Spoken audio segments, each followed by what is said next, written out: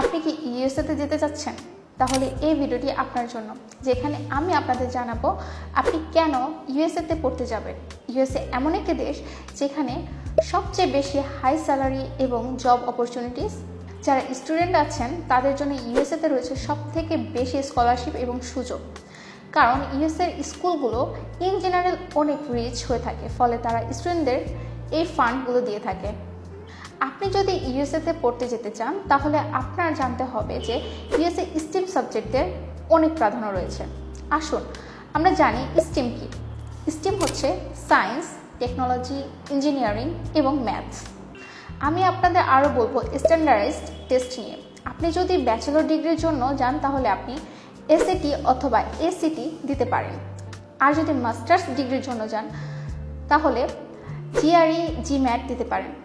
আপনি কেন standardised test দিবেন? যদি কোনো কারণে আপনার একাডেমিক খারাপ হয়ে থাকে তাহলে ইউএসএ আপনাকে একটি সুযোগ দেয় আপনাকে প্রুভ করার জন্য যে আপনি অন্যদের থেকে বেটার। এবার আসুন ইংলিশ প্রফিসিয়েন্সি টেস্ট নিয়ে কথা বলা যাক। ইংলিশ প্রফিসিয়েন্সি টেস্ট অনেক রকমের হয়ে থাকে, যেমন আইএলস, ডুওলিঙ্গো, পিটি। যদি আপনার আইএলস দেন তাহলে আপনার মিনিমাম রিকোয়ারমেন্ট হচ্ছে 6 অথবা 6.5। এরপর আসুন স্কলারশিপ।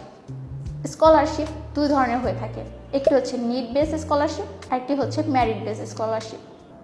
নিড বেস স্কলারশিপ সাধারণত আমাদের দেশের স্টুডেন্টরা কম পেয়ে থাকে।